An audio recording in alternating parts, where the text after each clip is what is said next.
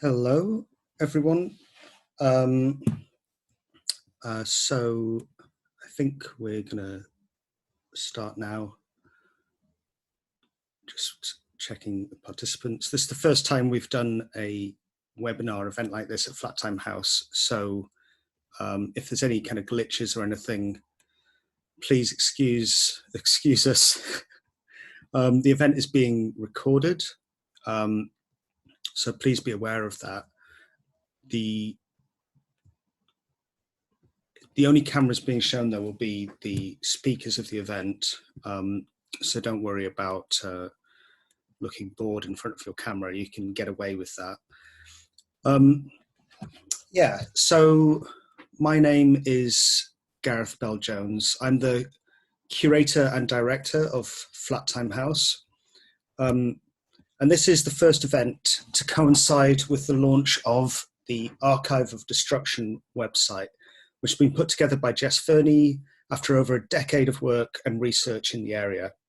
So we feel really privileged at Flat Time House to be able to partner with her in launching this and hosting these events.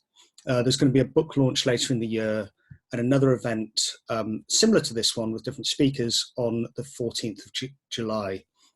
That event is called Everything Will Be Interrupted with Eloise Horsa, Maricia Lewandowska and Vanessa Onwumezi. So the links for that event and for Archive of Destruction are in the chat if you'd like to take a look at those. And there's also one for Flat Time House. So I have to say just how much I've enjoyed the conversations with Jes running up to this event, and nearly every conversation we have, and whenever I mention this project to anyone, it always seems to be more examples of destruction in art that comes up. It appears to be an endless source of conversation and more ideas. It's such a generative project. And so I imagine as this event is taking place, you're going to be thinking of further examples and things will come to mind. So we thought it'd be nice if you wanted to add those to the chat, you can pop them in there. And you can also put any questions, because at the end of this discussion today, we're going to have questions for all the speakers and for Jes. So the first I knew of this project was when I attended an event called Destroyed Public Art, A Critical Reflection, which was at the University of Essex in 2011, which shows how long Jes has been working on this. And I think you can really see this as just a staging point for an ongoing exploration to this area.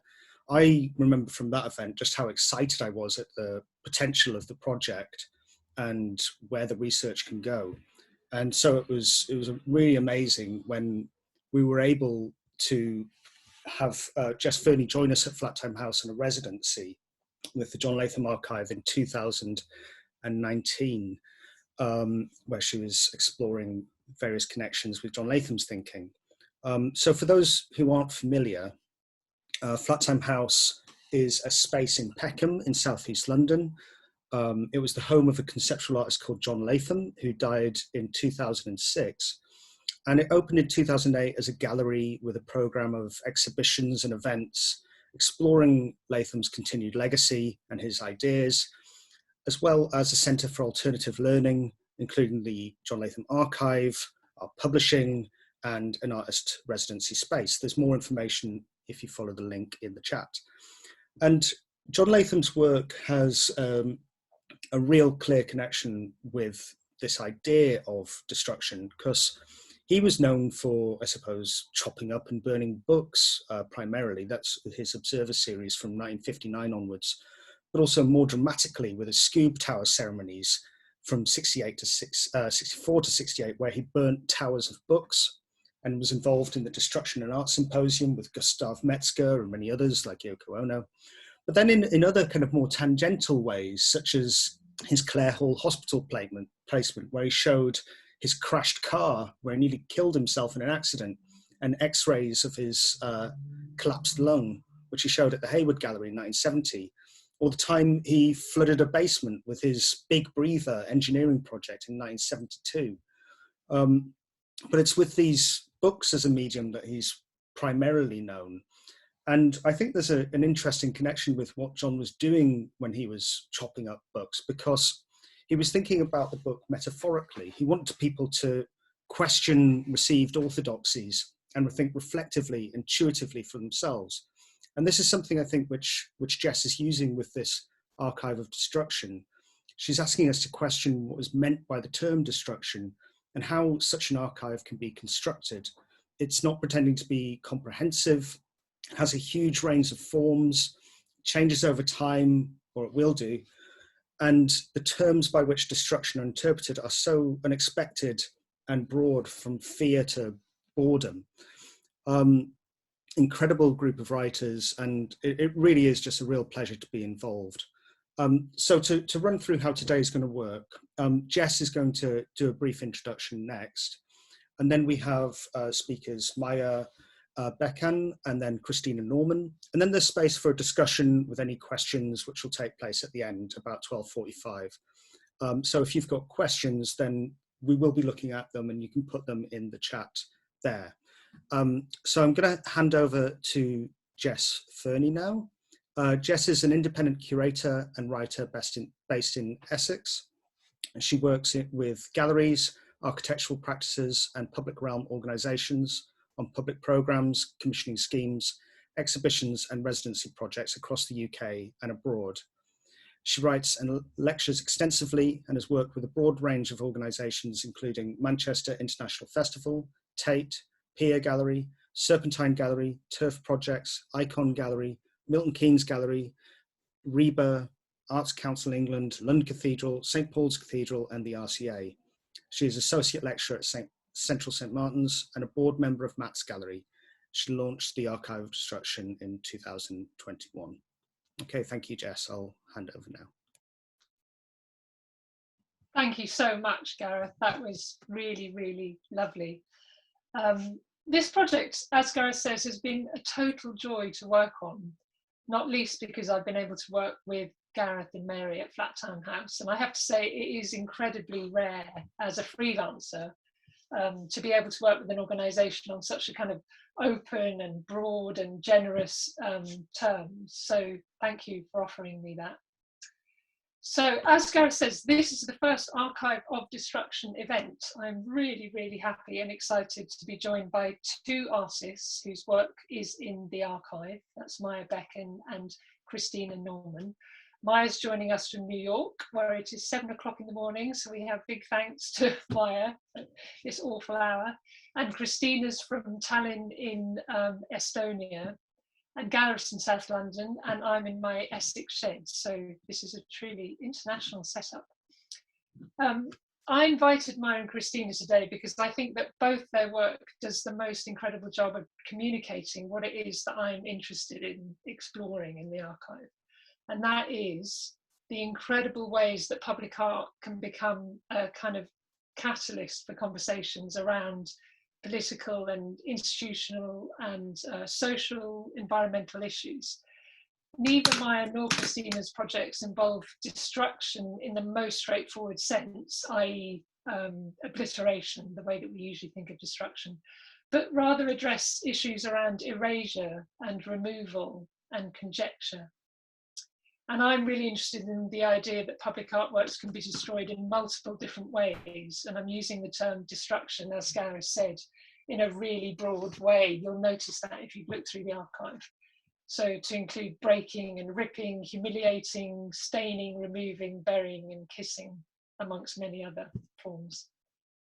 So we're going to hear more about their projects in just a minute, but before we do, I'm just going to introduce you to the archive through a rapid fire overview of a selection of the works. And I'm going to go quite quickly because I really just want to hear from Maja and Kristina.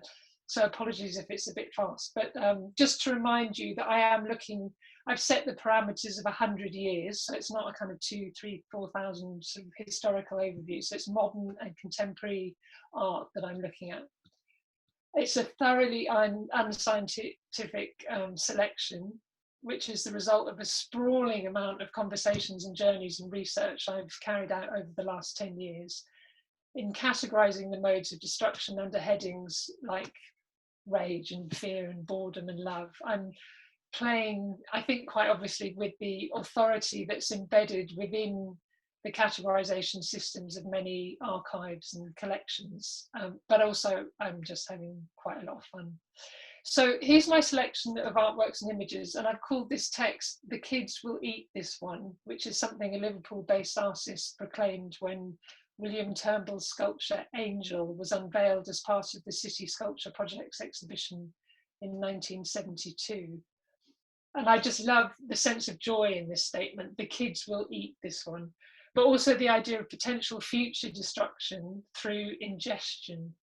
There are many areas that I'd like to explore over the next 10, 20, I don't know, 30 years, but potential destruction is one of them, and maybe even potential ingestion is another. So I'm going to share my screen and take you through a selection of projects.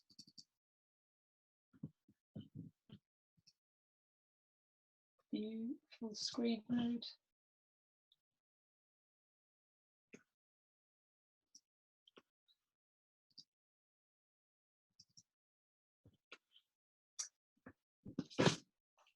Oscar Wilde's tomb, carved by Jacob Epstein, located in a Parisian graveyard, rapidly erodes due to the thousands of lipstick-covered kisses that are planted by adoring fans on the limestone. Throughout his 61 years, Kirk Schwitters suffered from epilepsy, strokes, asthma, depression, and hemorrhages. He was interned in a camp during World War II and fled Nazi persecution for his degenerate art. His 4 total environments, as he called them, Merzbahns, were destroyed by bombs, fire, disposal, and storms. The New York administration takes umbrage at Andy Warhol's screen-printed portraits of the FBI's most wanted men applied to the facade of the New York World Fair Pavilion. The work is called 13 Most Wanted. Is it too sexy, too risky, too Italian, too criminal? Warhol obliterates the work with his trademark silver paint a day before the fair opens. I meet a French curator in Lisbon who tells me about Amina Menia's project Enclosed, which tells the story of a colonial monument in central Algiers. After the War of Independence, it's covered up by an Algerian artist in the form of a brutalist monolithic shroud. In 2012, during the celebrations for the 50th anniversary of Algeria's independence, a crack appears in the outer sarcophagus, which then begins to crumble, revealing sections of the original sculpture beneath. Local residents use Victor Passmore's Apollo Pavilion in Peterlee, Durham as a place to piss, have sex, and take drugs. The artist agrees to meet his detractors on site and tells the crowd that the activity and graffiti have humanized and improved on his work, and suggested that the solution to the problem would be to blow up neighboring houses. When 4 students are killed by the National Guard at Kent State University in Ohio during a Vietnam War protest, the words May 4, Kent 70 are daubed in paint across the central beam of Robert Smithson's partially buried woodshed. The action forges a powerful, long-lasting association between the work of art and the breaking point of the beam to the nationwide shift in public support for the war. A work that was initially concerned with entropy becomes a catalyst for a conversation around contemporary American violence and trauma. Evita Giva unloads thousands of books onto a strip of land separating a Jewish kibbutz and an Arab village. People rifle through them. The remaining books decompose. Is this shared knowledge, social fertilizer, a reverse land grab, or a refusal of the concept of land ownership? I receive an email from an artist curator friend who said she'd like to write a text for the archive, imagining where destroyed public artworks are now and how they feel about their new locations, whether the sites they once stood in feel less burdened or lonely. I love this idea of embodying an artwork, speaking for its absence. When Michael Ash's caravan is finally stolen after 3 showings at Sculpture Project Münster across 3 decades, the police ask curator Casper Koenig about the value of the artwork.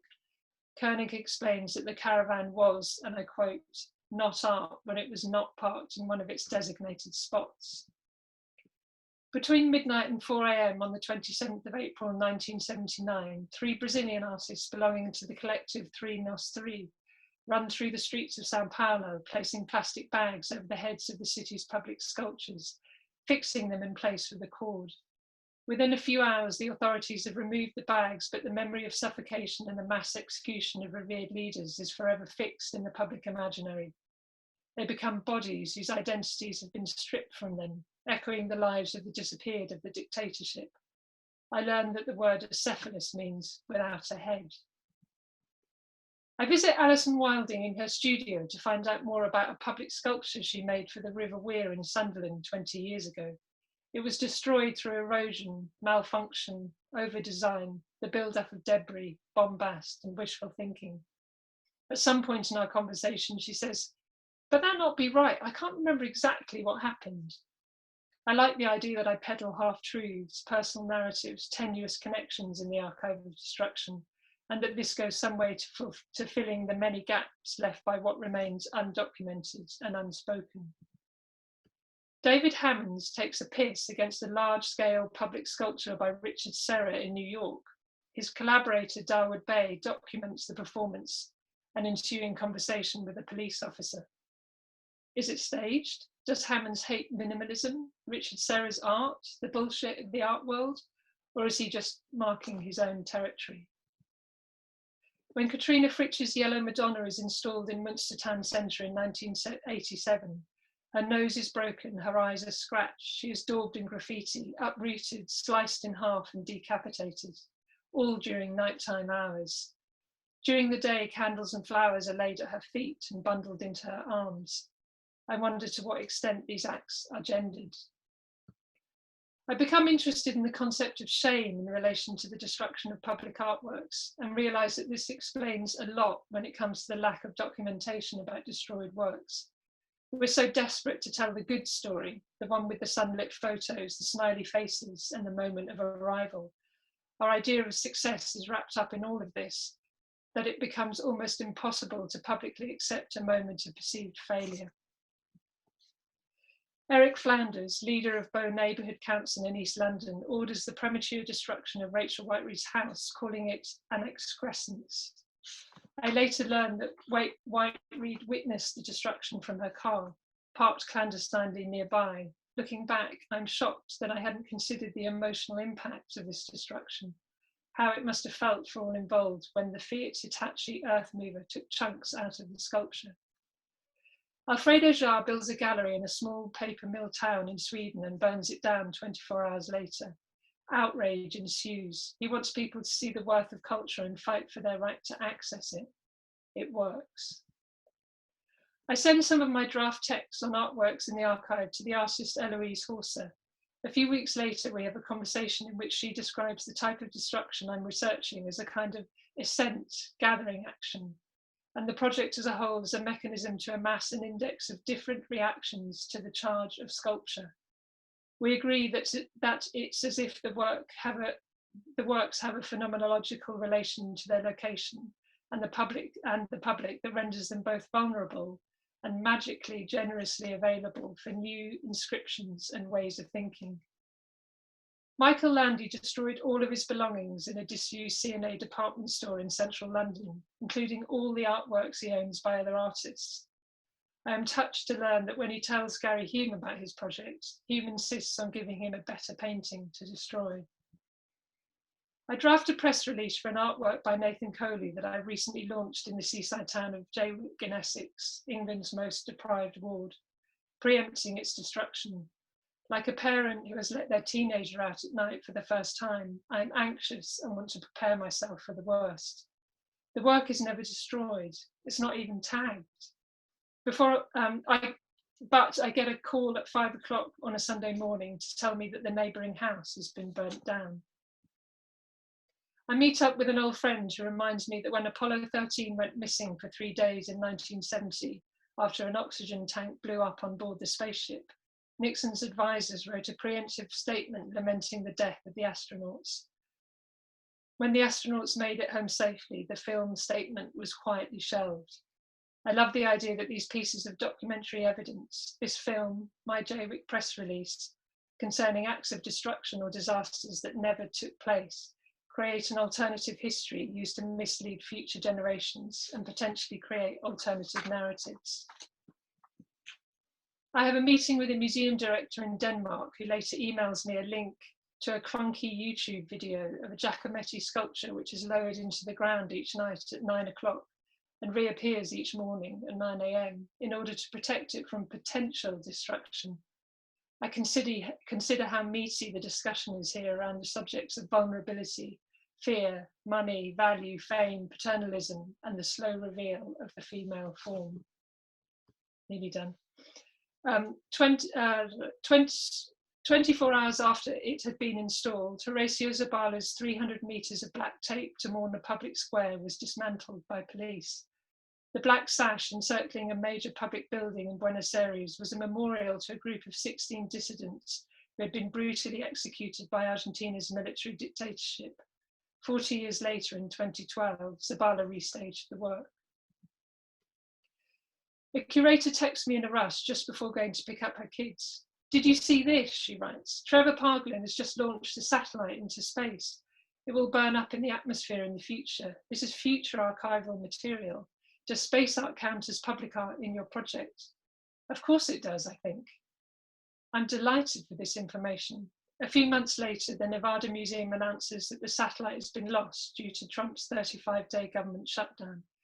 Presumably it's still orbiting the Earth, they say. Eventually it will burn up in the atmosphere. The story gains traction. So we need to move on now, and apologies if that went on longer than I thought it was going to. I'd like to introduce Maja Bekan, a Serbian artist based in Rotterdam, who is currently doing a residency at ISCP in New York. I met Maja at the Delfina Foundation a few years back when she was doing a residency there and I was doing a series of crits. And she told me about her project, A Series of Unexpected Incidents, which involves the disappearance of a figurative sculpture from a housing estate in Warsaw.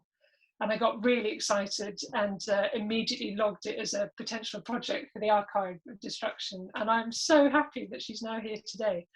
Maja is interested in collaborative and social approaches to personal histories, truths, economies, and relations. She works on long-term research projects that involve different levels of collaboration presented to the public in the form of performances, site-specific environments, as well as video, audio, and text-based installations. She's exhibited internationally and is co-founder and developer of the Rotterdam-based artist initiative Area for Debate and Art.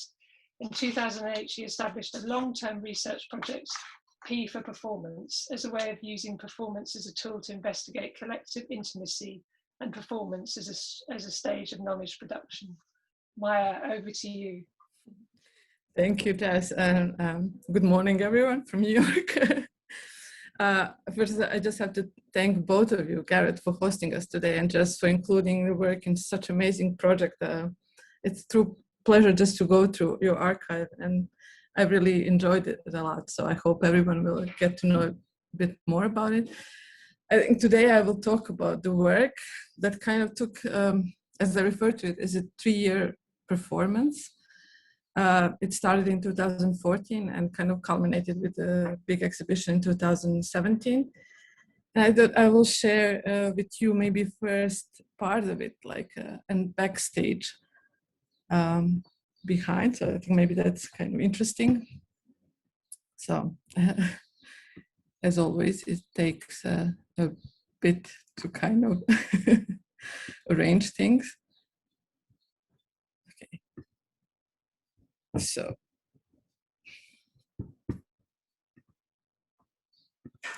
this is the the first image that I took with the group that I started working in Poland, in Warsaw. I was invited by the Łęzdowski Castle Center for Contemporary Art in residency, and I started hosting these meetings with people, local community, through an open call where I just invited people who wanted to join me in exercising togetherness. And this is like, we met in a bar every Sunday. And during these meetings, I learned about artwork that they were trying to find since 1992. And as you see in this image, it looked really like like a strange gathering of people trying to find things. And sorry, this is what they share with me. This is a clip from newspaper in 1992 with an empty plane. And I think they had in their backyard this sculpture probably after the Second World War. And as we all know, like after the fall of the wall and in 1989, all the kind of disappeared monuments around former Soviet Union, and Poland was no exception. I first assumed it was connected to that, like that it was more about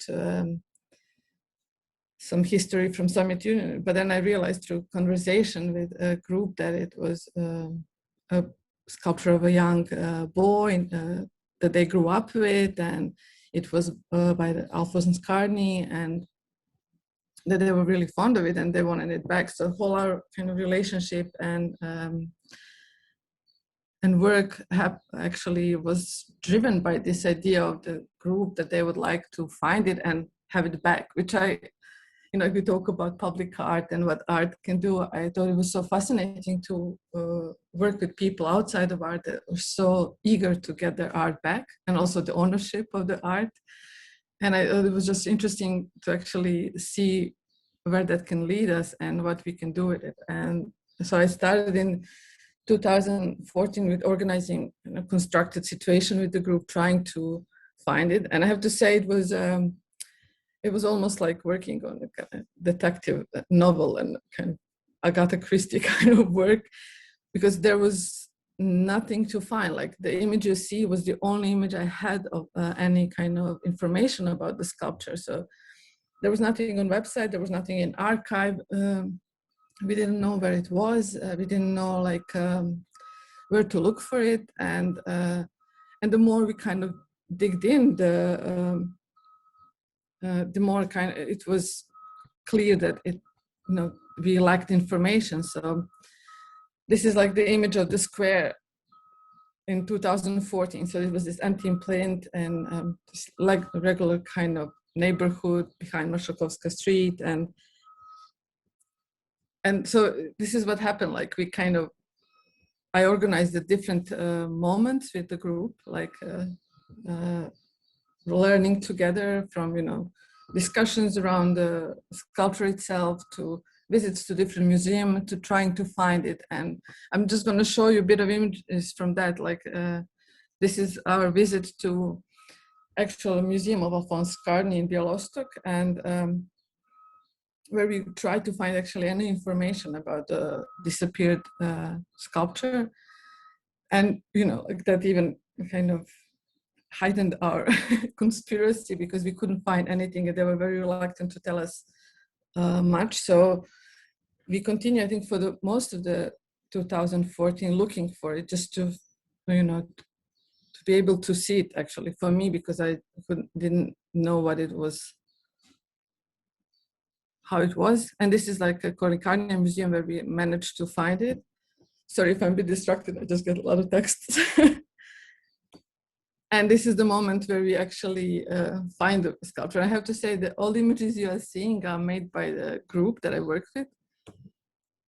And this is the first encounter with the sculpture after 1992. And you see some of the people in the images that were actually trying to find it, and that, my vision of the sculpture was actually through their memory. And I think this is what was mostly fascinating about the work, that we were kind of looking through the, group of people that had a very clear idea of what the work was, and actually confronting with it was quite interesting experience, because of course it did look nothing like they remembered, from this kind of cute idea of nude boy that looked something like mannequin piece in Brussels. It turned out to be this kind of homoerotic neoclassical sculpture that generated even more discussion and uncomfortable maybe confrontations for the group itself.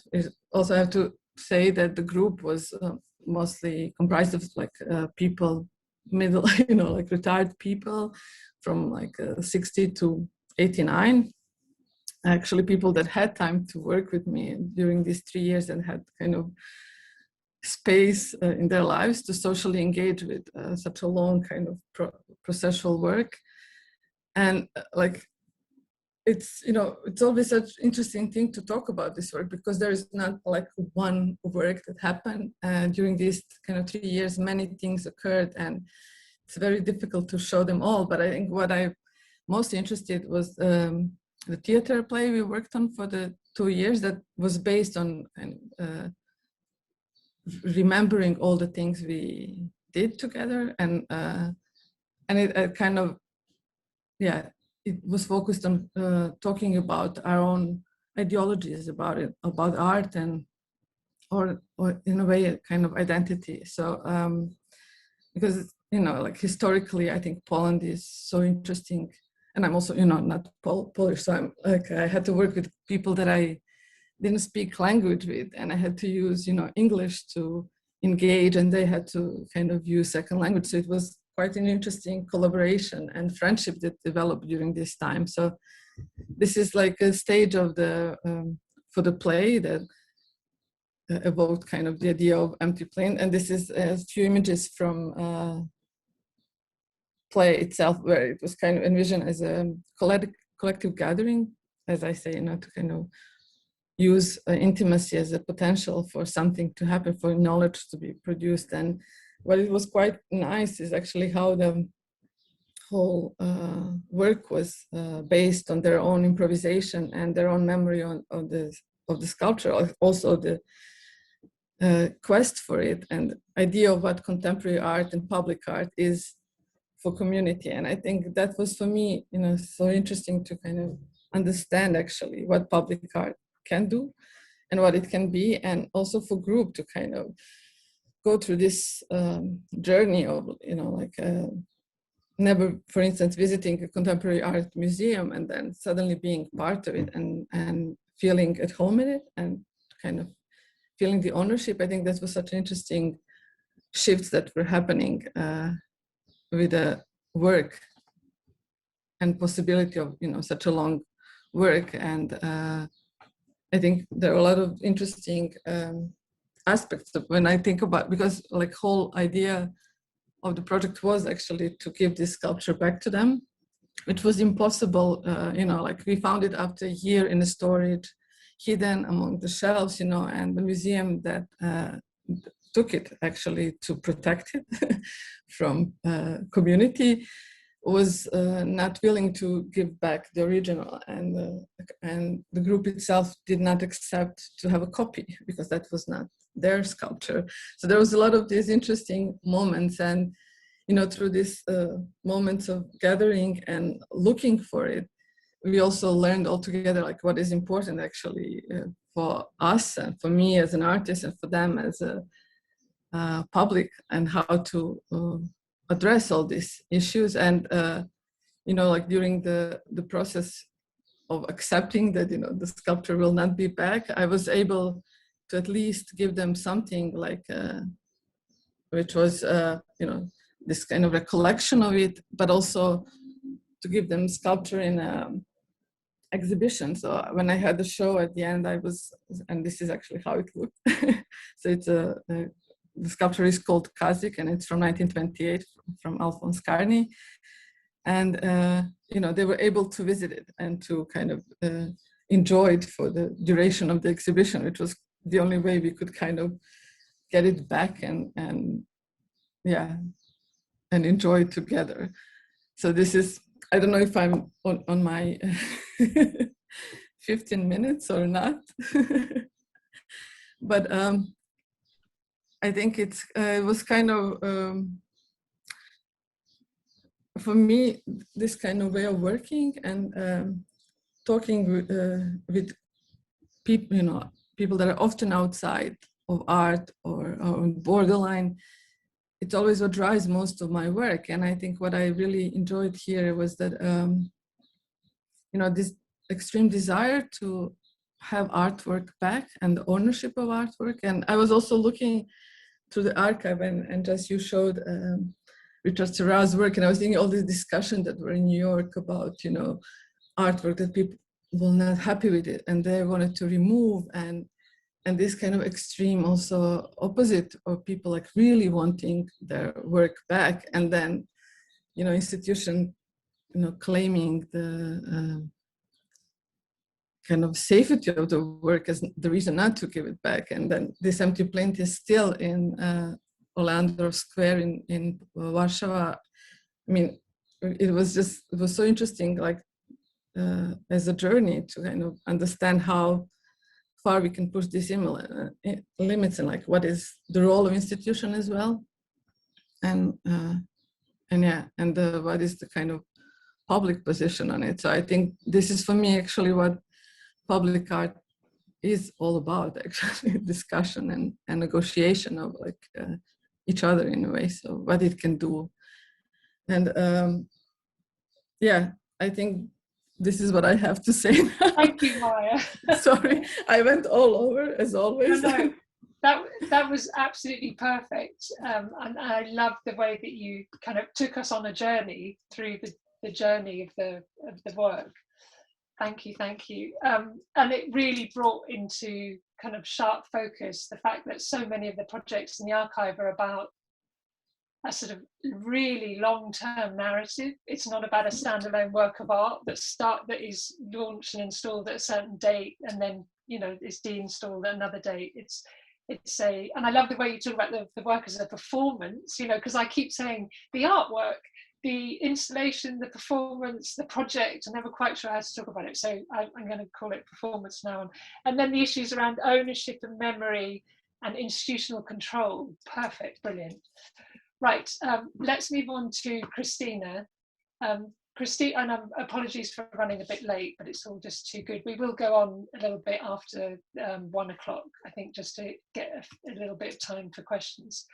Kristina Norman is an artist based in Tallinn, Estonia, who uses artistic tools to explore the converging trajectories of identity, memory, and public space. In 2009, she represented Estonia at the Venice Biennale with After War, the work she's going to talk about today. In 2014, for the Manifesta Biennale in St. Petersburg, Kristina installed a 14-meter high metal Christmas tree in front of the Winter Palace, in reference to the Christmas tree of Kiev, the symbol of the Euromaidan Revolution of 2013. Norman's most recent work is a poetic documentary performance called Lighter Than Woman, which brings immigrant female care workers from the former Soviet Union who work in Italy, together with their female Italian employers and the astronaut Samantha Cristoforetti. I'm dying to see that project.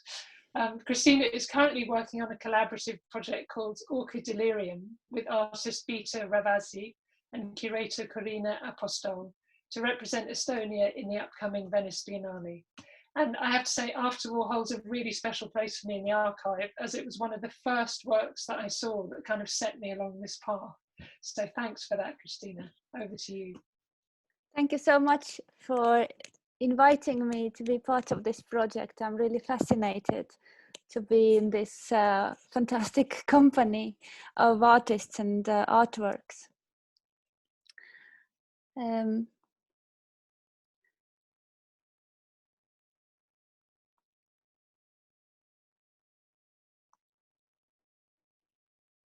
I would like to talk about this place. It looks like there is nothing to see really in this picture.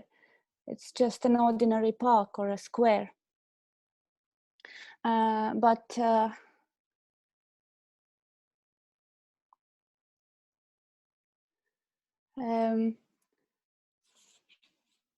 it is a place of government's alleged victory over the last remaining Soviet monument in Tallinn. It is exactly the same place, but the picture taken 1 year earlier in 2006. And on the other hand, it is also a place of commemoration of the trauma of erasure for a large number of people who identified themselves as non-Estonians and whose first language is Russian. maybe it's important to say that there are altogether 1.3 million people living in Estonia, and the Russian speaking minority is constituting 30% more or less of the whole population. And it is this is how the monument looks. It's a close-up of the so-called Bronze Age monument, which used to stand in the center of Tallinn from 1947 till 2007, and from 1947 till the Estonian independence that was restored in 1991, the monument was called to the liberators, a monument to the liberators of Tallinn. And it also was a grave marker. And also for Estonian people after the World War II, the monument stood for the erasure of the memory of the first period of Estonian independence. But at the same time, it is important that many Estonians also were fighting on the Soviet side. And the memorial was actually authored by an Estonian sculptor Enn Roos and architect Arno Talas, and this whole series of pictures showing how the monument was used in the Soviet time as a site of official rituals of commemoration.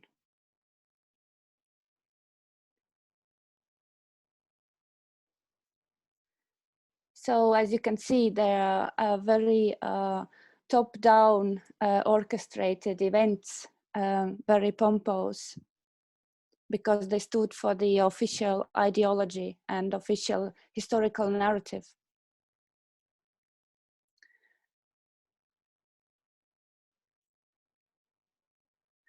And in 1991, another erasure happened as Estonia became independent, or regained its independence in the singing revolution. And the monument to the liberators of Tallinn was renamed in the mid-90s to the monument to the fallen in the Second World War. And also the whole historical paradigm was replaced by another one that had its own white spots. And it was quite difficult, particularly to the non-Estonian people, to find a positive way to identify with this new history, because it was all about the Estonian victimhood and occupation, and of course the Russian-speaking minority in Estonia were considered as the uncomfortable and hostile remnants of this occupational regime. So the monument site became a lieu de mémoire, or this site of memory, where these people who really felt that they have been stripped of their positive identity, and now they were like this people who are floating on a little raft in the middle of the ocean, and this monument became like a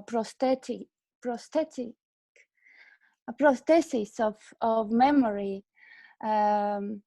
Is a little debris or little crumble of this former homeland that disappeared. And also because of the policy of the 90s, where most of the Soviet monuments were removed from the memorial landscape, this monument remained because it was so central, and it was also considered one of the best examples of Soviet public art, and also because it was made by Estonian authors. And also it wasn't removed immediately in the beginning of 90s because the Russian army remained or stayed in Estonia till 1994, so no one would dare to touch this monument before the army moves.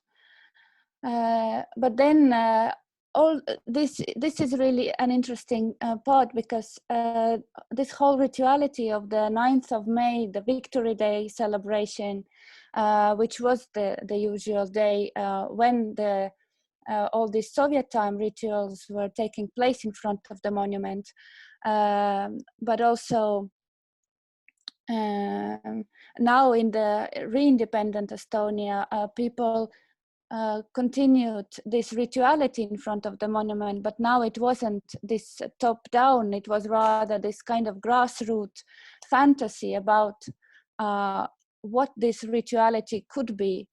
But it also was quite uncomfortable for many Estonians to see this, because this community that was felt as or it is still considered a hostile community, that they would make themselves visible in the very center of Tallinn. And of course, all this rituality that was invented now in this location with all these cut flowers that people were sticking in the ground and creating this carpets of flowers and all sorts of things that were considered worth of mockery by the Estonian media. But what happened also was that the monument and this whole rituality was in a way considered a sign of the failure of the official integration policy of Estonia, and it all escalated by the mid 2010s when Estonia became part of NATO, and when Putin also called up all Russians behind the borders of Russia to consolidate around the narrative of victory in the Great Patriotic War, and also to say that the fall of the Soviet Union was the biggest catastrophe of the 20th century. And of course, all radical people, like nationalist people, also intervened in this site. So it really became a site of conflict. So at some point by the elections of 2007, when the leading party had to gain as many voices as possible, votes as possible, they just promised that they will remove the monument from the site. So another erasure happened, and from this spatial view, the site moved into this view, and the monument reappeared less than 2 kilometers away from the former location, but it's a totally marginal place in the city. But of course, it didn't happen in a peaceful way. All these members of community and activists and just usual people gathered around the monument site to protect it. And then, of course, the situation was forced by the police out of hand, and then this image kind of concluded the whole action of protest, which of course was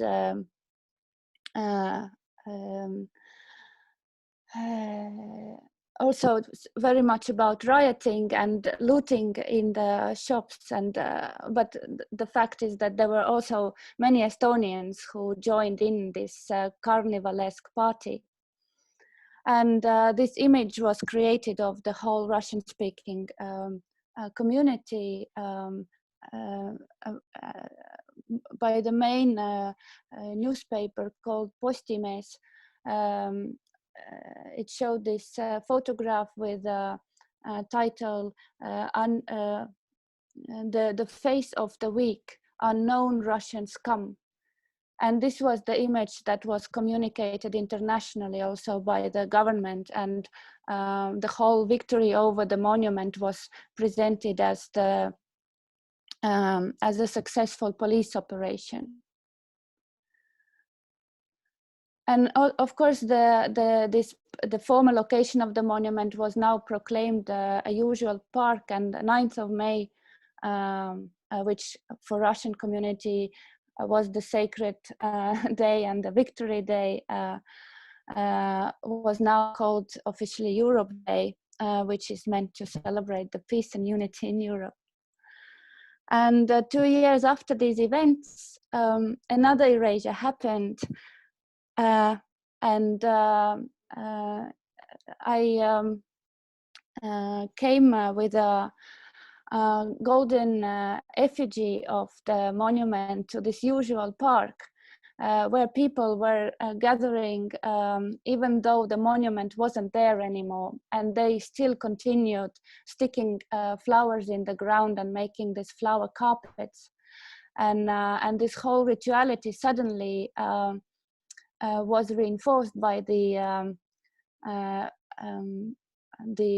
statue, which wasn't bronze but a golden color, and then everyone felt really happy that what they were imagining but couldn't see suddenly was visualized for them. But not only for the community, but also for the police, and my statue was immediately, more or less in 20 minutes, it was removed from sight, and I was arrested. And this is how the monument was presented in Venice, as a floating signifier, as a question mark, whether it is possible to think about history and social issues from a different perspective than those two opposing and conflicting ones. Thank you very much.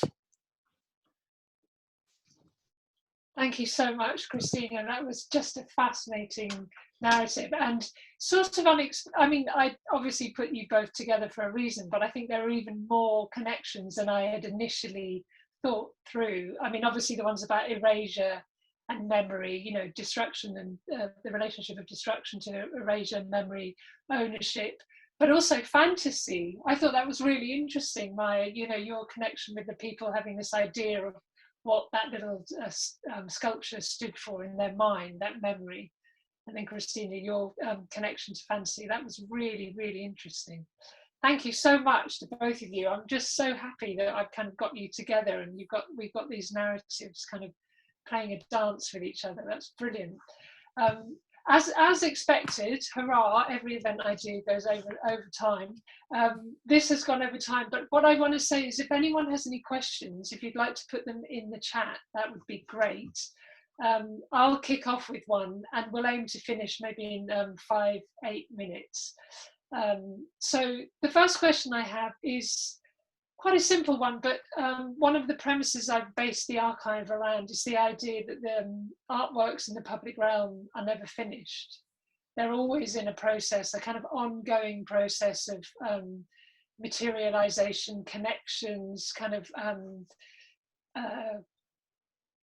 conversation with the broader public.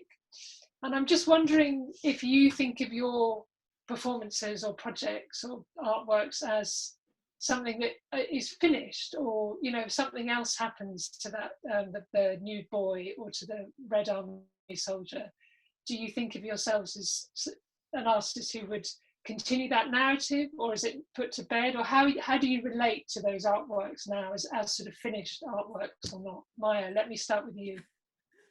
Oh, I kind of have a feeling I never finished the artwork. Yeah. And I especially think with this project, it's also, as long as there is desire for it to come back, it's still there. And I mean, I talk only about the start of it, but for instance, towards the end, I also invited young artists in Poland to come up with a proposal for new sculpture on that plane. And that group continued relationship with the community that I built. So it kind of never ends in that sense. But also, of course, when you work with people, I think friendships develop, and that never ends. So there are a lot of parts of it. And I do like that, whenever we gather again, there is a new way of thinking about it and talking about it. I think that's, for me, what creates this interesting space where you discuss all of these, social, political issues and erasing of history or rewriting the history, which I think in both works somehow happens. I like that. Yeah, this idea of like, what is identity and how do you deal with it? And yeah, so I think never. Yeah, well, it's the same with the archive of destruction. It will never be finished, and I've already made notes on projects I need to update already because things happen. Yeah. So yeah, and also I think it's interesting to think about socially engaged practice and how those how you build up these incredibly powerful relationships with the people that you work with, which means that the work is never finished. There's always this sort of lovely strand that takes you through your lives, and you're connecting with all these people. So Kristina, do you want to answer that? Yeah, just very quickly, just to say that it was a conversation that already existed, and it was this kind of a power game in a way, and this exchange of symbolic gestures of erasures and renamings and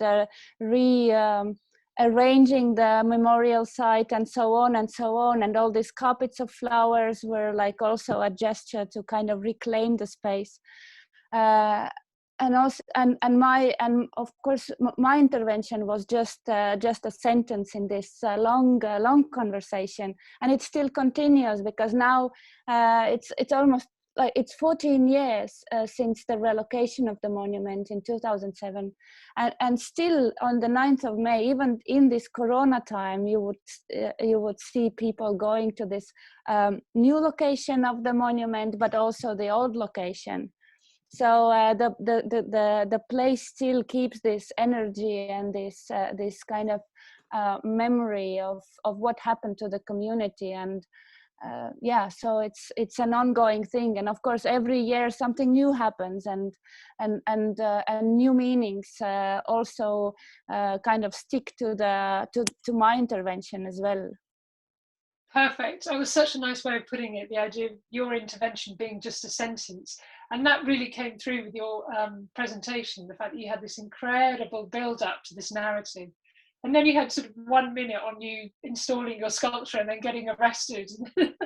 And then the story continues. You see, that's what I'm trying to do with the archive, is trying to just shine a light on how art in the public realm, or public art, whatever we want to call it, becomes this incredible catalyst for a much bigger conversation about all of these really you know, fascinating areas. And obviously public art gets a terrible press because most of it is terrible, but there are some really amazing examples like Kristina and Maja's, but also ones that pick up really, you know, contemporary issues around, you know, different ways that art is made now. So we're not just talking about, you know, standalone artworks in the public realm. We're talking about much more nuanced understanding of the way that artists build projects and relations to the audiences and the publics around them. Let me just see if there are any questions. Gillian Darley saying, my head is buzzing. That's so nice. Thank you, Gillian. If you have any more questions, let us know. Yeah, I'll just have one more and then maybe we should finish. I have. There's one question in the chat. Oh, okay. In the Q&A bit. Oh, good. Okay. There's one from Matthew Bowman. Thank you, Matthew. I was wondering how people might see in the relation between ruins and destruction. Ruins tend to get romanticized, but I was wondering if the ruin works here as something that seems both destroyed but in progress. Sometimes building sites look like ruins constructed in advance of ruination. They do indeed. Is there anything that Maja and Kristina you want to say about that, about the relationship between ruins and destruction? Not that your work relates to ruins, but you know. No, I mean, yeah. I think no, like in relation to my work, no, I just think like what happens with memory, and there is this part of course, romantic and remembering and how collective memory also and cultural memory. So I think that maybe is interesting, like how that is also changed and modeled and like, yeah. Especially when you kind of finally, like, especially I think with my project, it was when seeing for the first time sculpture since so many years, was clear that memory plays trick on you. It was really absolutely, yeah. I think memory in relation to ruins is really interesting, and also what we consider ruins to be. You know, something that is inherently worthless. There are lots of examples in the archive where I'm sure people would think of the debris that is created, you know, from a destroyed artwork as a ruin in a sense, but. How do we value those ruins? You know, to me, they might be more evocative than the actual artwork. I don't know. The way that this whole project started was when I was working on a project with the artist Heather and Ivor Morrison, which was destroyed, and the whole program that we developed was sort of in ruins. And it was a sort of moment of clarity for me where I thought there's some, after sort of obviously being totally devastated about the destruction. I just thought there might be something really interesting about the fact that it'd been destroyed. Kristina, go on. Yeah, I just wanted to say that all this concept of ruin is so central for Pierre Nora's idea about the lieu de mémoire, and it's all about something like here this old historical narrative has been ruined, and this whole rituality was based on these little shreds of memory, or these little pieces that people were trying to collect somehow and to build or rebuild their identity based on this little debris. But also, it is also very interesting how this relocation of the monument for the Russian-speaking community is, people speak about the destruction of the monument. They're not talking about relocation, because they consider that this, even it is the same sculpture, even it is the same architect tone behind the sculpture, it's not the same monument anymore. Because in the new location, it has a new meaning. It is a new thing. So for them, what was destroyed was the monument in that meaning that it had in the center of Tallinn. So this idea of ruin is so strong. That was brilliantly put and so connected to so many other projects in the archive. I just want to continue this conversation forever, but we have to bring it to a close. I want to thank everyone for joining us, but I really, really want to thank, excuse me, Kristina and Maja for such brilliant presentations. You've been absolutely amazing, and it's just so exciting for me to kind of bring this project out into the world and talk in public to you and to our audience. And thank you to Gareth. And thank you so much. Jes, thank you for inviting and including us in this project. And Gareth, thank you for hosting us and organizing this technical thing and thinking along. Thank you. And Maja, nice to meet you. Likewise. Hopefully we get to meet in a physical space. Yeah, just to round off, I'd just like to just thank on behalf of Flat Time House, Jes Fernie, for organising all of this, and then people involved in the Archive of Destruction as well, Wayne Daly, Matt Luke, David Bickle, and also for Arts Council England for funding the project. The next event will be on the 14th of July with Eloise Horser, Mauricia Lewandowska, and Vanessa Onwumesi. So if you'd like to book for that, that's on the Flat Time House website. And I feel like this conversation really could have gone on for much longer. So it seems a shame to kind of finish at this point because we're going into all sorts of fascinating areas there. But hopefully we can continue some of those themes and ideas in the next event. So thank you all so much. Bye-bye.